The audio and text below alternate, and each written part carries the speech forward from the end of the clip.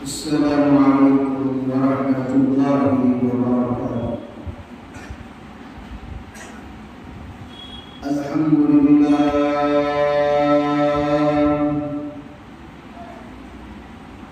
الحمد لله نحمده ونستعينه ونستغفره ونؤمن به ونتوكل عليه ونعوذ بالله من شرور أنفسنا ومن سيئات أعمالنا.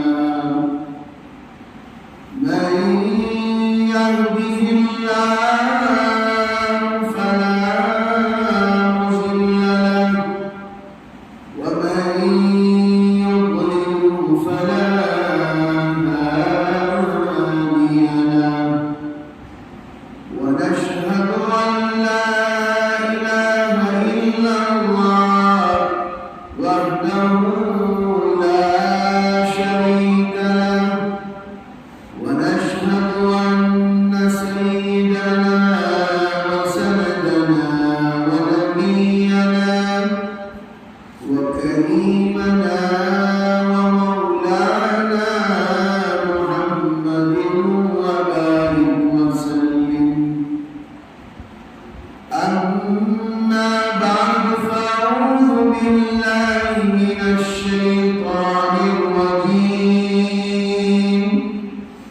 بسم الله الرحمن الرحيم.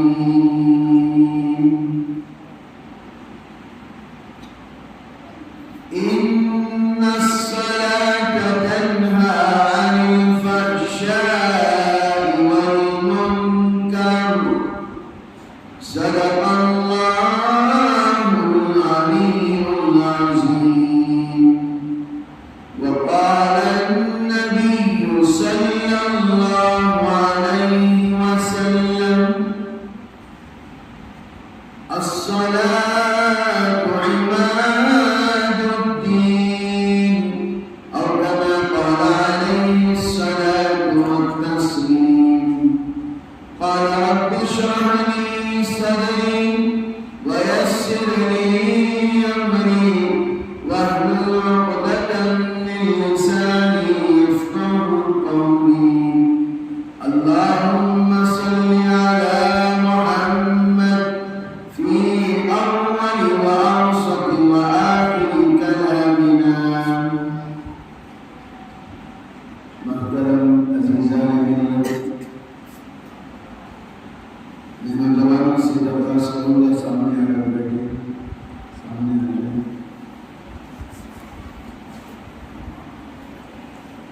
خداوند قدوس کا بڑا ہی کرم و احسان و فضل ہے کہ اللہ تعالیٰ نے ہم تمام کو رسول اکرم جناب محمد رسول اللہ صلی اللہ علیہ وسلم کی امت میں پیدا فرمایا۔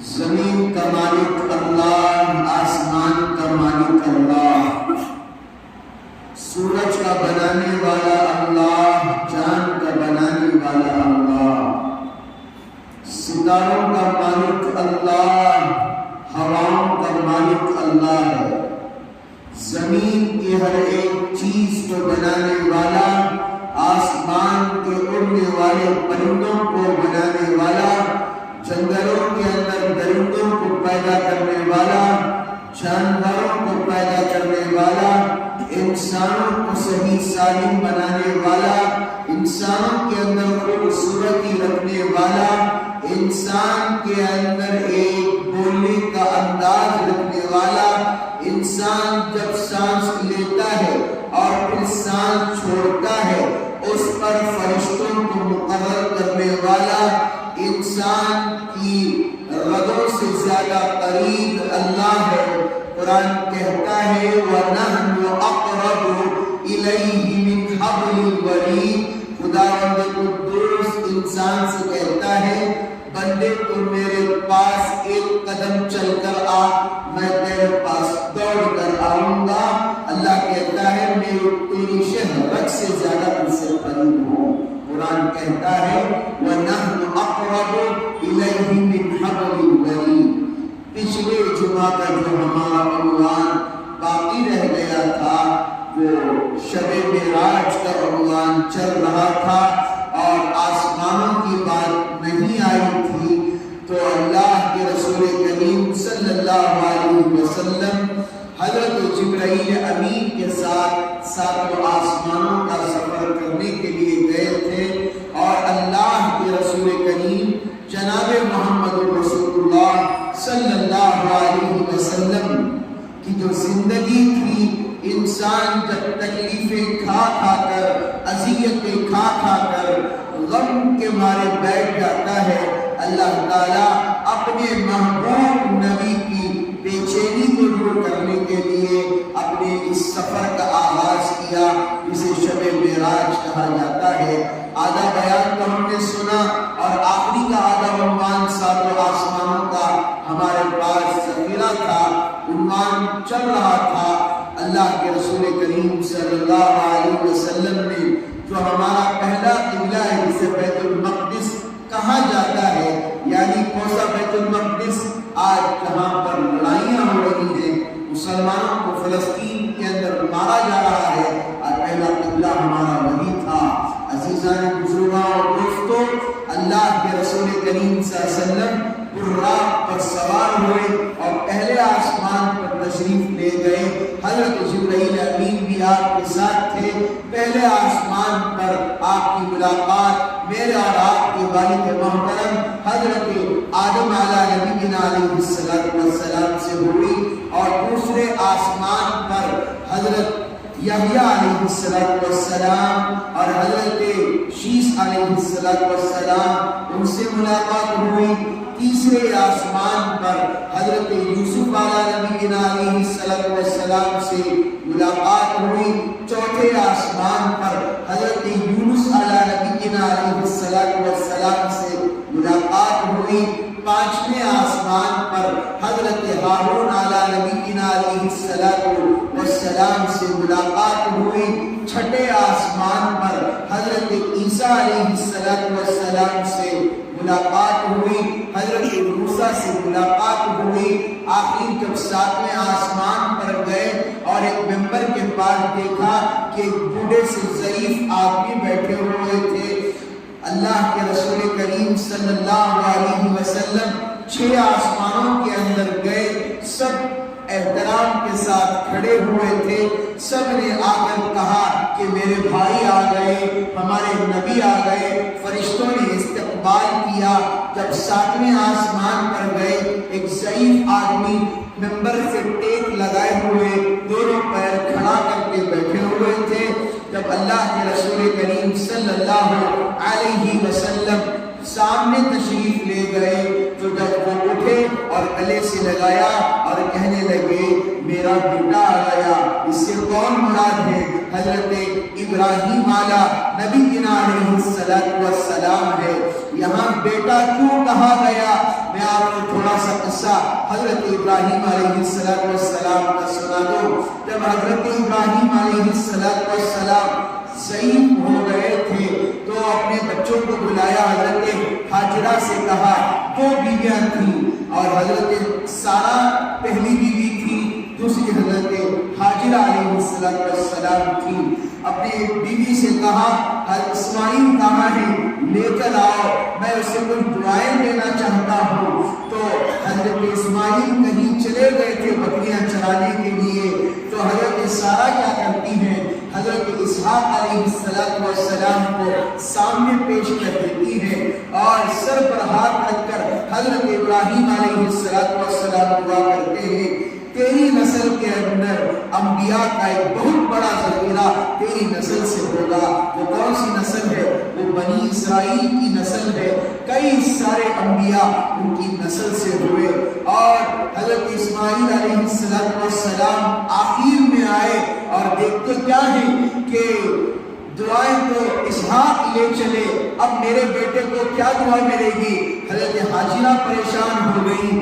تو جیسی حضرت اسماعیل علیہ السلام اپنے والد کے سامنے تشریف تشریف لائے تو ہاتھ رکھ کر سر پر دعا دی کہ تیری نسل سے وہ نبی جس کے صدقے میں اللہ نے ساری کائنات کو بنایا، وہ نبی جس کے صدقے میں اللہ نے تجھے اور مجھے پیدا کیا ہے، اللہ تیری نسل سے اس نبی کا وجود۔ وہ کون ہے میرے اور آپ کے آقا تاجدار مدینہ جناب محمد رسول اللہ صلی اللہ علیہ وسلم ہے۔ حضرت ابراہیم علیہ السلام نے اسی لیے کہا کہ میرا بیٹا آ گیا، ان کی نسل سے دادا ہوئے، تو حضرت اسماعیل کی نسل سے چلتے گئے تو اللہ کے رسول کریم صلی اللہ علیہ وسلم ان کی نسل سے ہے۔ تو بالآخر ساتواں آسمان کا سفر ہوا، جب سفر ختم ہوا اب وقت آیا کہ اب عرش الہی پر جانے کا وقت آیا، اب عرش الہی پر جانا ہے۔ تو حضرت جبرائیل بھی ساتھ جا رہے تھے اور اچانک سے حضرت جبرائیل کھڑے ہو گئے، یا رسول اللہ صلی اللہ علیہ وسلم اب یہاں پر ذرا برابر بھی ایک قدم بڑھاؤں گا تو میں جل کر راکھ ہو جاؤں گا، خدا کی تجلی مجھے جلا کر راکھ کر دے گی، اسی لیے میں کہتا ہوں اب آگے آپ اکیلے کا سفر ہے، میرا سفر یہاں تک بس ہے، اللہ نے مجھے آنے کی اجازت نہیں دی۔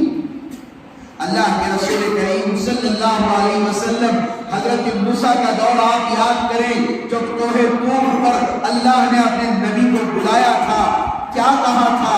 اے موسیٰ کلیم اللہ کے اللہ سے بات چیت کیا کرتے تھے۔ جب حضرت موسیٰ گئے کوہ طور پر بات کرنے کے لیے، اللہ نے کہا موسیٰ اپنی چپل اپنے نالین نکال کر آؤ۔ جب اللہ کے رسول کریم جناب محمد رسول اللہ صلی اللہ علیہ وسلم جب اللہ کے دربار میں پہنچتے ہیں، اللہ کہتا ہے اے نبی جی، اے میرے محبوب، اس قدم کو اپنے اس عرش پر رکھیے، آپ کو نالے نکالنے کی ضرورت نہیں ہے، اس لیے کہ کس سے ملاقات ہو رہی ہے؟ جسے کلمہ پڑھا جاتا ہے لا الہ الا اللہ محمد رسول اللہ، یہی حقیقت ہے۔ لوگ نئی نئی چیزیں ایجاد کر کر اس کے اندر فکس کر دیتے ہیں۔ کئی لوگوں نے کہا کہ اس زمین کی جو مٹی ہے اللہ عرش پر لانا چاہتے تھے، یہ مقصود نہیں تھا میرے عزیزوں۔ اللہ اپنے محبوب سے زیادہ محبت کرتے تھے، وہ شوق میں اپنے نبی کو اپنے پاس بلایا تھا۔ زمین کی مٹی کا عرش پر لے کر جانا، فلاں کا لے کر جانا، یہ ساری جھوٹی باتیں ہیں، بنائی ہوئی باتیں ہیں کہ انسانوں کے دماغوں کو خراب کرنے کی باتیں ہیں۔ اس کے بعد اللہ کے رسول کریم صلی اللہ علیہ وسلم کو اللہ نے ایک تحفہ دیا۔ کیا تحفہ دیا؟ وہ 50 نمازوں کا تحفہ دیا۔ 50 نمازیں۔ نیچے آئے حضرت موسیٰ پوچھتے ہیں کیا ملا تحفے میں؟ تو کہتے ہیں اللہ نے 50 نمازیں دی۔ حضرت موسیٰ کہتے ہیں میری امت کو 12 نمازیں فرض کی گئی تھی، میری امت 12 نمازیں نہیں پڑھتی تھی، تو تمہاری امت 50 نمازیں کہاں پر پڑھے گی؟ تو کہنے لگے جاؤ اللہ سے سفارش کرو، 50 نمازیں نہیں ہو سکتا، اللہ سے کہو کم کرے۔ گئے 5 کم ہوئے، پھر آئے تو موسیٰ نے کہا نہیں ہو سکتا، جاؤ اللہ کے پاس۔ اللہ کے رسول کریم صلی اللہ علیہ وسلم جاتے رہے، 10 کم ہوئے، 5 کم ہوئے، 10 کم ہوئے، 5 کم ہوئے، نمازیں کم ہوتے گئی۔ آخر میں اللہ نے کہا کہ 5 نمازیں تیری امت پر فرض ہے محبوب، 5 نمازیں تیری امت پر فرض ہے، تیری امت 5 نمازیں پڑھے گی تو میں تجھے 50 کا ثواب دوں۔ یہ ہے کیا ہے؟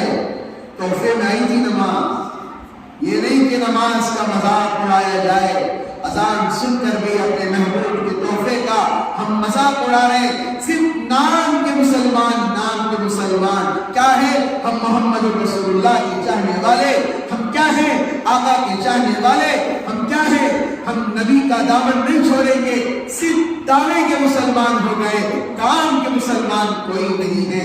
کوئی آ کر اللہ کی قسم کھا کے کہتا ہوں، ممبر رسول کی قسم کھا کے کہتا ہوں، شب معراج کو لوگوں نے راتیں جاگی، کسی نے قرآن پڑھا نہیں پڑھا، اس رات دعا مانگی نہیں مانگی، اس رات کو اللہ کا شکر ادا کیا، یا اللہ تو نے ہمیں ایسے نبی کی امت میں پیدا کیا جس نبی کی امت کے کیا کیا انعامات اللہ نے تمہیں دیے ہیں، کبھی کسی نے شکر ادا کیا؟ کوئی شکر ادا نہیں کرتا۔ ذرا مجھے ایک بات غور کر کے دکھائی ہو، اللہ کا کلام ہمارے گھروں میں موجود ہوتا ہے، اللہ کی کتاب ہمارے گھروں میں موجود ہوتی ہے، کوئی ہے کہ صبح سے شام تک ایک ٹائم اللہ کا کلام پڑھ کر دیکھے؟ نہیں حضرت، ہمیں پڑھنا نہیں آتا۔ کیوں؟ جب گھر سے جنازہ نکلتا ہے کیا اسی وقت قرآن یاد آتا ہے؟ جب گھر کی اوپننگ ہوتی ہے اسی وقت ہمیں قرآن یاد آتا ہے؟ جب کسی کا 10واں ہوتا ہے، 20واں ہوتا ہے، 3واں ہوتا ہے، 40واں ہوتا ہے، تبھی قرآن کہانی یاد آتی ہے؟ کیا قرآن اسی کے لیے بنایا گیا؟ کیا قرآن اسی کے لیے نازل کیا گیا کہ جب دکانوں کی اوپننگ ہو تب قرآن پڑھا جائے، جب کسی کی میت ہو قرآن پڑھا جائے، جب کسی کے گھر میں قرآن خانیاں ہو قرآن پڑھا جائے، جب کسی کے گھر میں پریشانیاں ہو لا الہ الا اللہ کی تسبیح پڑھی جائے؟ قرآن تو شفا کی کتاب ہے، قرآن تو نبی کریم صلی اللہ علیہ وسلم پر اتارا گیا۔ قرآن کے اندر جو بے حرمتی کرے گا، قرآن کی جو توہین کرے گا، قرآن اس سے قیامت میں کھڑے ہو کر سوال کرے گا۔ قرآن کا مذاق مت اڑاؤ، رمضان آیا قرآن کھول کر پڑھے، رمضان چلے گیا قرآن بند، شعبان کی رات سے شب قدر کی رات تک قرآن پڑھتے ہیں لوگ، نماز میں آیا تو قرآن کسی کو نہیں ملتا، قرآن پڑھتے ہیں۔ کیوں؟ ایک مہینے تک قرآن ہے، پھر جب اس کے بعد کے مہینوں میں قرآن نہیں ہے، پھر دوسرے مہینے میں قرآن نہیں ہے۔ کیا قرآن صرف رمضان کے لیے بنایا گیا ہے؟ کیا شریعت صرف رمضان کے لیے ہے؟ صرف اللہ رمضان کے لیے ہے؟ نماز 5 وقت کی نماز صرف رمضان کے لیے ہے؟ رمضان کے مسلمان بن گئے ہم لوگ، نماز کی عبادت صرف رمضان میں کرتے ہیں۔ عید ہوئی نمازیں ختم، عید ہوئی سنتیں ختم، عید ہوئی ہر ایک کا جنازہ نکال کر ہم اپنے راستوں میں چلے جاتے ہیں۔ یاد رکھیے یہ دنیا ہے، دنیا کے اندر یہاں سے کوئی وہاں سے کوئی آپ کو بچا لے گا، لیکن قیامت آئے گا، نہ آپ کا ساتھی آپ کے ساتھ آئے گا، نہ آپ کے ماں باپ آپ کے ساتھ آئیں گے، نہ آپ کے رشتہ دار آپ کے ساتھ آئیں گے، کوئی آپ کے ساتھ نہیں آئے گا۔ کیا ہوگا؟ قبر کے اندر ڈال دیا جائے گا، سب آ جائیں گے، آ کر آرام سے کھانا کھائیں گے، آرام سے تھوڑی دیر کے لیے رونا ہوگا۔ مجھے پتا ہے درد و غم ہوتا ہے، کیا اپنی زندگی ہو کر بیٹھ جائیں گے؟ انسان کو قبر کی مٹی میں جب ڈالیں گے 40 دن بڑی اس کے ساتھ یاد کیا جائے گا، اس کے بعد خود بخود انسان کو بھولنا شروع کر دیا جائے گا۔ آج اسی پوری زندگی کے لیے انسان کیا کرتا ہے؟ اپنی بیوی بچوں کے لیے نماز چھوڑتا ہے، فجر چھوڑتا ہے، سحر چھوڑتا ہے، ہر عید کی نماز بھی کبھی کبھار کمانے کے لیے وہ بھی چھوڑ دیتا ہے۔ چھوڑتا ہے نہیں چھوڑتا ہے؟ دراصل حقیقت شب معراج کا تحفہ اللہ کے رسول کریم صلی اللہ علیہ وسلم نے نماز کی شکل میں اللہ نے ہمیں دی ہے، تو ہمیں اس تحفے کی قدر کرنا ہے۔ غرض میرا آج کا جو دوسرا عنوان تھا انشاءاللہ 15 منٹ میں میں ختم کر دوں گا۔ ویلنٹائنز کے نام سے جو آج کل نوجوان 14 فروری کو عجیب و غریب ایک یہودی کی مشابہت کر کے، ایک عیسائی کی مشابہت کر کے جا کر اپنی محبوباؤں کو ایک پھول کے طور پر، جسے روز ڈے کہا گیا، جسے پراوین ڈے کہا گیا، جسے حد ڈے کہا گیا، فلاں فلاں ڈے کہا گیا۔ میرے عزیزوں، اگر تم اس تاریخ کو سنو گے، جس دن تم 14 فروری کو منا رہے تھے، نمازیں چھوڑ کر جا کر اس کے مرے ہوئے دن کو تم انجوائمنٹ کے نام پر مر رہے تھے، نبی کی سنتوں کا، حضرت عائشہ کا، حضرت فاطمہ کا، حضرت خدیجہ الکبریٰ کا، حضرت زینب کا، حضرت سمیہ کا، حضرت آسیہ کا۔ پتہ ہے حضرت آسیہ کون ہے؟ اسلام کی سب سے بڑے شہید ہیں۔ حضرت ابو جہل نے ان کو ایک برچھے سے شرمگاہ کی طرف ان کو مارا تھا، شہید ہو گئی تھی۔ یہ اسلام کی جانثار امہات المؤمنین ہیں، یہ اسلام کی جانثار قربانیاں دینے والیاں ہیں۔ ذرا تاریخ کو سنو۔ ویلنٹائن جو ہم مناتے ہیں، محبت کے دیوانے ہو کر، محبت کے اندھے ہو کر مناتے ہیں۔ کیا پتا ہوتا ہے کہ ماں باپ سے محبت نہیں کرتے، اپنی ماں سے محبت نہیں کرتے، جس ماں نے 9 ماہ تک اپنے پیٹ میں رکھ کر اپنے بچے کو سنبھالا ہے۔ کتابوں کے اندر لکھا ہے، آقا صلی اللہ علیہ وسلم نے ارشاد فرمایا، میں نماز کے اندر بیٹھا رہوں، میری ماں زندہ ہے تو نہ تشہد کی حالت میں بیٹھوں، میری ماں مجھے بلائے، محمد، احمد، میں نماز توڑ کر میری ماں کی خدمت کے لیے چلا جاؤں۔ ماں کا اتنا مقام ہے، ماں کا اتنا درجہ ہے۔ آج ویلنٹائنز کی حقیقت سنو گے نوجوانوں، تمہارا دل کام جائے گا۔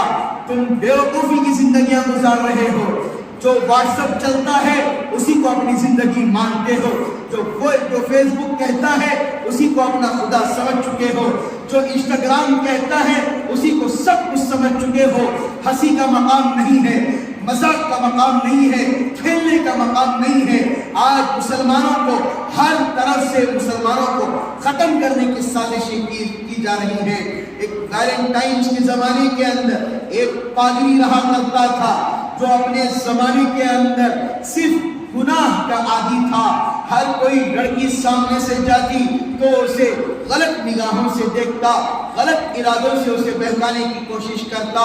حدیث یاد آئی، آقا صلی اللہ علیہ وسلم نے ارشاد فرمایا، جس غیر محرم پر کسی آدمی کی نظر پڑی، کسی عورت پر نظر پڑی، اس کی آنکھ کو قیامت کے دن جہنم کی آگ سے بھر دیا جائے گا۔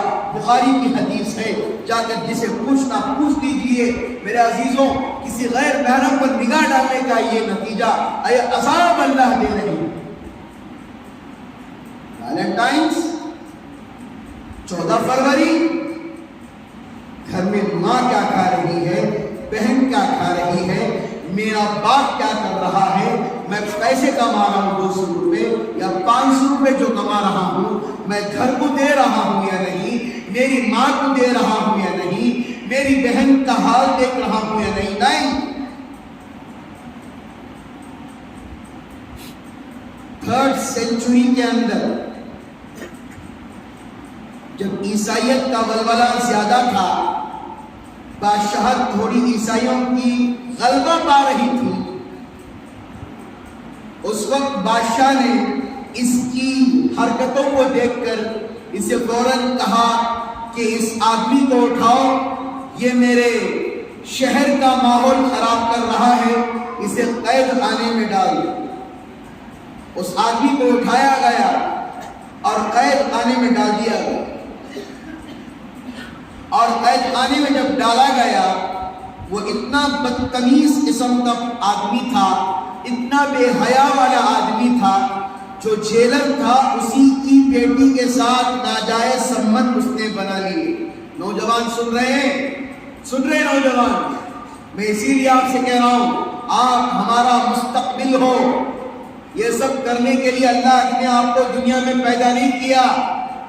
اپنی صحت بناؤ، اپنا جسم بناؤ، اپنی ماں باپ کی فکر کرو، یہ اصل حقیقت ہے۔ نماز پڑھو، لوگوں کے ساتھ اچھا برتاؤ کرو، محبت سے پیش آؤ، گالی گلوچ کو ختم کرو، گانے بجانے کو ختم کرو۔ یہ چھوڑ کر 14 فروری جس کو دیکھ رہا ہوں گاڑی میں جا رہا ہے، پھول لے کے جا رہا ہے، کوئی آ کر پارکوں میں کھڑ رہا ہے، کیا کہو ہمیں مسلمان۔ میری بہنوں سے بھی درخواست کر رہا ہوں، برقع پہننا ہے تو پہنے، ورنہ اسلام کا مذاق مت اڑائیں، برقع پہنیں۔ آپ کی وجہ سے اسلام بدنام ہو رہا ہے۔ برقع پہن کر پارکوں کے حوالے ہو جاتی ہیں، غیر دیکھ کر انگلی اٹھاتے ہیں۔ کیا مسلمان اسی کو کہتے ہیں؟ کیا عورت حجاب پر لڑ رہی تھی، اسکولوں پر ایگزام نہیں دینے پر برقع یاد آ رہا تھا، اسکولوں پر ایگزام میں حجاب نہیں دینے پر فل نعرے بازی چل رہی تھی۔ کیا ہوتا ہے شادی محلوں کے اندر؟ برقع پہن رہے نہیں پہنتے۔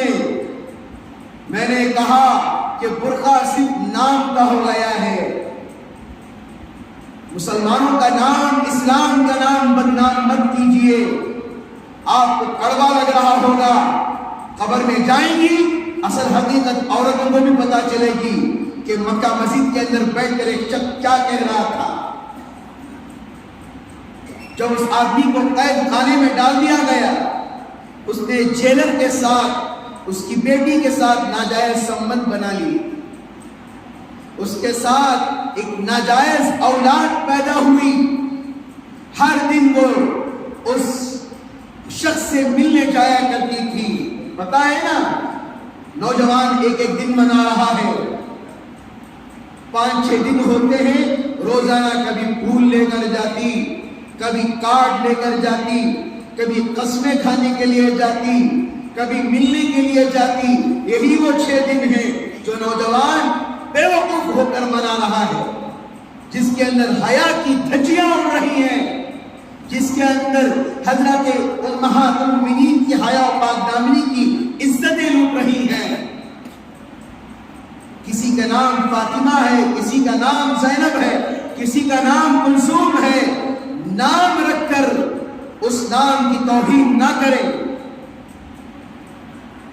اس کے بعد اس کو کہا گیا کہ اب اس کو قید خانے میں بھی ڈال دیا جائے، کبھی یہ سدھرنے والا نہیں ہے، اب اس کو پھانسی پر چڑھا دیا جائے۔ 14 فروری کی صبح اس کو پھانسی کے پھندے پر لایا گیا اور اس کو پھانسی جب سولی پر جب چڑھانے کا وقت آیا، آج جو پیار اور محبت کے اندر گریٹنگ کارڈ جو بنایا جاتا ہے، بناتے ہیں نوجوان، محبت کے اشعار لکھ کر اپنی محبوبہ کو بھیجتے ہیں، وہی گریٹنگ کارڈ کے اندر اس نے اس عورت کو لکھ کر بھیجا تھا، میں تیرا محبوب، میں تیرا چاہنے والا ویلنٹائنس۔ اس کے مرنے کے دن کو آج ہم خوشی کے دن میں تبدیل کر چکے ہیں۔ 3 سینچری کے بعد 12 سینچری تک ویلنٹائن ڈے کا کوئی حقیقت نہیں تھی۔ 12 سینچری کے بعد یہودیوں نے اور عیسائیوں نے مل کر یہ ایک ایجنڈا بنایا اور سوچا اب مسلمانوں کو کسی نہ کسی طریقے سے برباد کرنا ہوگا، نوجوانوں کو برباد کرنا ہوگا، ان کی نمازوں سے روکنا ہوگا، ان کو اسلام سے پیچھے رکھنا ہوگا۔ تو کیا بنا دیا؟ Valentine day. کسی کا مرن ہم منا رہے ہیں پھول لے جا کر، سمجھ سکتے ہیں پھول کسی کو دیا جاتا ہے اور قبر پر بھی پھول رکھا جاتا ہے، اس کے اندر کوئی فرق نہیں ہے۔ قبر کا پھول اٹھا کر ہمارے ہاتھوں میں عیسائیوں نے رکھ دیا ہے۔ میرے نوجوانوں، اصل محبت تو اللہ سے کی جاتی ہے، اصل محبت تو میرے اور آپ کے آقا سے کی جاتی ہے۔ یہ دنیا فنا ہونے والی ہے، یہ دنیا ختم ہونے والی ہے۔ نہ آپ کا باپ آپ کے ساتھ آئے گا، نہ آپ کی محبوبہ آپ کے ساتھ آئے گی، نہ آپ کے چاہنے والے آپ کے ساتھ آئیں گے، کوئی آنے والا نہیں ہے۔ سب روئیں گے، دھوئیں گے، سب خاموش ہو جائیں گے، قبر میں لے جا کر آپ کو سلا دیں گے، کوئی آپ کے ساتھ آنے والا نہیں ہے، کوئی آپ کی اچھائی کی طرف آنے والا نہیں ہے۔ کیا آپ کی کوئی چاہنے والی یا کوئی چاہنے والا ایسا ہے جو آپ کے ساتھ قبر میں آ کر سو جائے؟ ہے کوئی؟ کیا آپ کی موت کے ساتھ وہ بھی کہے یا اللہ مجھے بھی موت دے دے، میں بھی زندہ اس کے ساتھ قبر میں سو جاؤں گی؟ نہ باپ آئے گا، نہ ماں آئے گی، نہ آپ کے چاہنے والی آئے گی۔ کیوں اپنی زندگی کو خراب کرتے ہیں نوجوانوں؟ کیوں اپنی زندگی کے پلوں کو خراب کرتے ہو؟ یہ وقت جوانی کا ایک سجدہ بڑھاپے کے 70 سجدے ہیں، جوانی کا ایک سجدہ بڑھاپے کے 70 سجدے۔ سوچ کر دیکھو، ہمارا ایک سجدہ 70 سجدوں کا مقابلہ کر سکتا ہے۔ ہمیں اصلاح کی ضرورت ہے۔ کیا اصلاح ہے؟ ہمیں بلا وجہ چیزوں کو ہم ضروری سمجھ لیتے ہیں۔ سمجھ رہے نہیں؟ سمجھتے ہی نہیں سمجھتے۔ دوست کو خوش کرنا، اس کا مطلب کیا ہے؟ نماز چھوڑنا۔ آپ اللہ کو ناراض کریں گے، آپ کے دوست کو ناراض کریں گے۔ آپ کا دوست ناراض ہو گیا تو دنیا میں ناراض ہوگا، اگر اللہ ناراض ہو گیا تو آخرت میں بھی آپ کا بیڑا غرق ہو جائے گا۔ اپنے رب کو راضی کرو، اللہ کو راضی کرو، اللہ کی بتائی ہوئی باتوں پر چلو، یہی ہماری زندگی ہے۔ اگر اللہ کے حکموں سے پیچھے ہٹو گے، اللہ کی بتائی ہوئی باتوں سے پیچھے ہٹو گے، زندگیاں ہماری برباد ہو جائیں۔ کیوں ہمارے علاقے کے اندر مصلی نہیں ہے؟ کیوں ہمارے علاقے کے اندر نمازیوں کی کمی ہے؟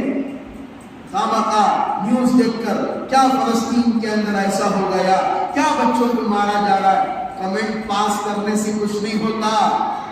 کیا حضرت مجھے افسوس ہو رہا ہے، پیٹ میں کھانا نہیں جا رہا ہے حضرت، کیا بچوں کو مارا؟ نماز پڑھو جی، پہلے نماز پڑھو، تمہاری مکہ مسجد کو، علی مسجد کو، اور جتنے مساجد ہیں، نور مسجد، مودی مسجد، جتنے بھی عثمان غنی مسجد ہے، مسجدوں کو آباد کرو، مسجدوں میں بیٹھ کر رو۔ صرف چائے کے ہوٹلوں میں بیٹھ کر کیا ایسا ظلم ہو رہا نا، دلی کے اندر کیا ایسا ہو رہا نا، ان کے گھر پر چائے کے ہوٹلوں میں بیٹھ کر افسوس کرنے سے، کمنٹ پاس کرنے سے نہیں ہوتا۔ اللہ کے گھر میں آ کر مانگو دعائیں، اللہ دعائیں قبول کرنے والا ہے۔ جب اللہ ابلیس کی دعا کو قبول کر سکتا ہے، جب اللہ شیطان کی دعا کو قبول کر سکتا ہے، کیا اللہ میری اور آپ کی دعاؤں کو اللہ قبول نہیں کر سکتا؟ کب بدلیں گے ہم؟ وہی معمول جمعہ کا، صبح کو آرام سے اٹھنا، 12 بجے 11:30 بجے اٹھنا، امام صاحب آنے سے جب بیان شروع کریں گے، پانی نہانے حمام میں جانا، حمام میں نہانے آنے تک امام صاحب تھوڑی دیر خطبے کے لیے بیٹھنا، دوسرا خطبہ اینڈ ہو رہا تو آرام سے جمعہ شریف بیٹھ کر نماز میں اللہ اکبر، کیا جماعت میں شریک ہو گئے حضرت میں۔ یہ ہمارا بدلو۔ جمعہ کا دن عید کا دن ہے، جمعہ کا دن دعائیں قبول ہونے کا دن ہے۔ پاک صاف کپڑے پہن کر اللہ کے گھر میں آؤ۔ جمعہ کو بھی فضیلت، جمعہ کی فضیلت بھی آپ کے پاس نہیں ہوگی تو کیسے عمل کرو گے؟ کریں گے نا انشاءاللہ سب عمل، انشاءاللہ۔